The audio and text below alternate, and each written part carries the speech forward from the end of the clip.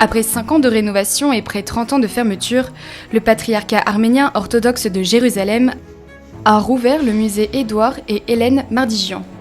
Une cérémonie d'ouverture a eu lieu le 23 octobre dans les locaux du musée, situés dans le quartier arménien de la vieille ville de Jérusalem. La cérémonie d'ouverture s'est déroulée en présence du patriarche de l'église orthodoxe arménienne de Jérusalem, de Jordanie et de Terre Sainte, Nouran Manoukian, ainsi que de plusieurs représentants diplomatiques, et du vicaire de la custodie de Terre Sainte, le frère Ibrahim Faltas. Le patriarche a remercié la famille Mardigian pour sa généreuse donation, qui a permis d'abord la fondation, puis la restauration du musée. L'un des éléments les plus importants de la restauration du musée est ce sol en mosaïque qui a été trouvé dans le quartier de Mousrara à Jérusalem en creusant sous une maison. Il provient d'une église arménienne datant du VIe siècle. Plus récemment, il a été transféré ici car il appartenait aux Arméniens.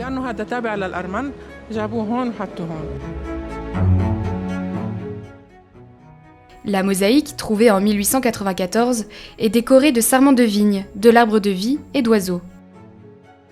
Comme l'indique l'inscription en arménien, l'œuvre est dédiée à la mémoire et au salut de tous les Arméniens dont Dieu connaît les noms.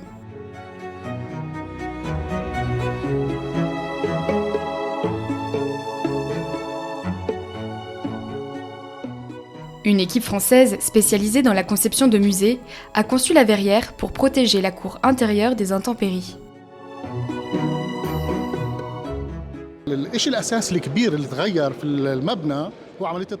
Ce qui a évolué dans le bâtiment, c'est le toit qui n'était pas prévu dans la conception pour l'isolation thermique et acoustique.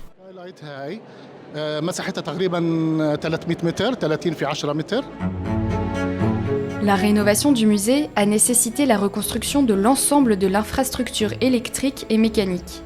Des systèmes intelligents pour le contrôle de la température, l'éclairage et la surveillance ont été introduits.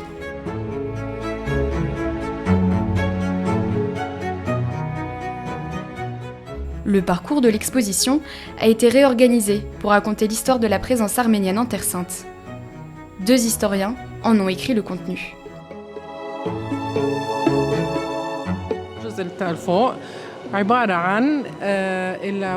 L'étage supérieur du musée préserve la mémoire des orphelins arméniens qui sont arrivés en Terre Sainte en 1915 via Der el-Zor.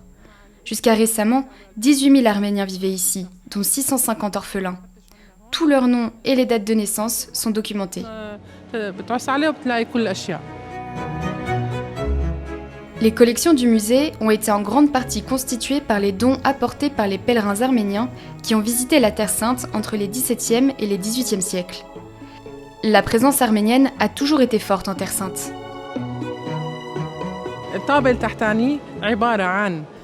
Au premier étage, nous trouvons le récit de l'histoire des Arméniens avant la naissance du Christ jusqu'à nos jours. Nous, les Arméniens, nous sommes arrivés ici avec l'empereur d'Arménie, Tigrane le Grand, au 1er siècle avant Jésus-Christ. Mélisanda, fille d'une princesse arménienne, a été la première reine du royaume croisé de Jérusalem. Pendant son règne, de nombreuses églises ont été construites en Terre Sainte.